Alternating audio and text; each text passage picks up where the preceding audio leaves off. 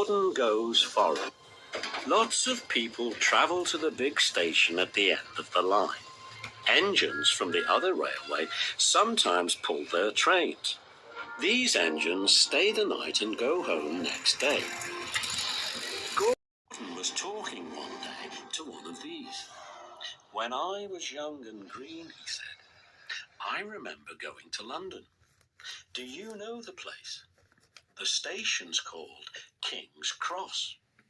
"King's Cross?" snorted the engine. "London's Euston. Everybody knows that." "Rubbish," said Duck. "London's Paddington. I know. I work there." They argued till they went to sleep. They argued when they woke up. They were still arguing when the other engine went away. "Stupid thing," said Gordon crossly. "I've no patience." "Stupid yourself," said Duck. "London's Paddington. Paddington. Do you hear?" "Stop arguing," James broke in. "You make me tired. You both agreed about something anyway." "What's that?" "London's not Euston," laughed James. "Now shut up." Gordon rolled away, still grumbling. "I'm sure it's King's Cross. I'll go and prove it." But that was easier said than done. London lay beyond the big station at the other end of the line. Gordon had to stop there. Another engine then took his train.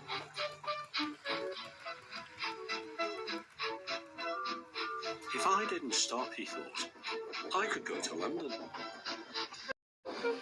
One day he ran right through the station.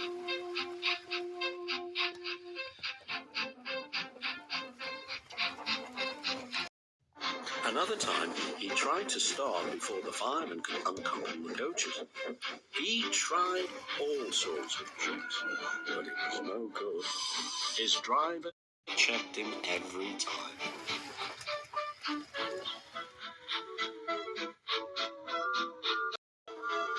"Oh dear," he thought sadly, "I'll never get there." One day he pulled the express to the station as usual. His fireman uncoupled the coaches and he ran onto his siding to wait till it was time to go home. The coaches waited and waited at the platform, but their engine didn't come. A porter ran across and spoke to Gordon's driver. "The inspector's on the platform. He wants to see you." The driver climbed out from the cab and walked over the station. He came back in a few minutes looking excited. "Hello," said the fireman. "What's happened?" The engine for the express turned over when it was coming out of the yard. Nothing else can come in or out. They want us to take the train to London. I said we would if the Fat Controller agreed. They telephoned and he said we could do it. How's that? "Fine," said the fireman. "We'll show them what the Fat Controller's engines can do." "Come on," said Gordon. "Let's go." He rolled quickly over the crossings and backed onto the train.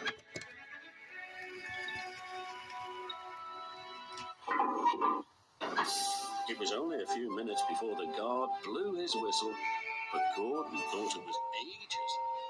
"Come on! Come on," he puffed to the coaches. "Come on, come on, come on, come on, come on. We're going to town, we're going to town," sang the coaches slowly at first, then faster and faster. Gordon found that London was a long way away. "Never mind," he said. "I like a good long run to stretch my wheels." But all the same, he was glad when London came in sight.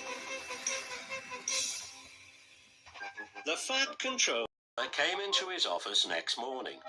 He looked at the letters on his desk. One had a London postmark.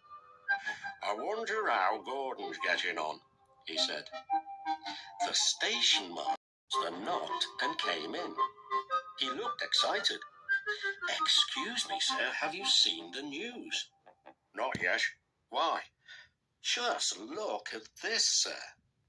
The Fat Controller took the newspaper. Good gracious me, he said. There's Gordon. Headlines, too. Famous engine at London Station. Please call to control crowds.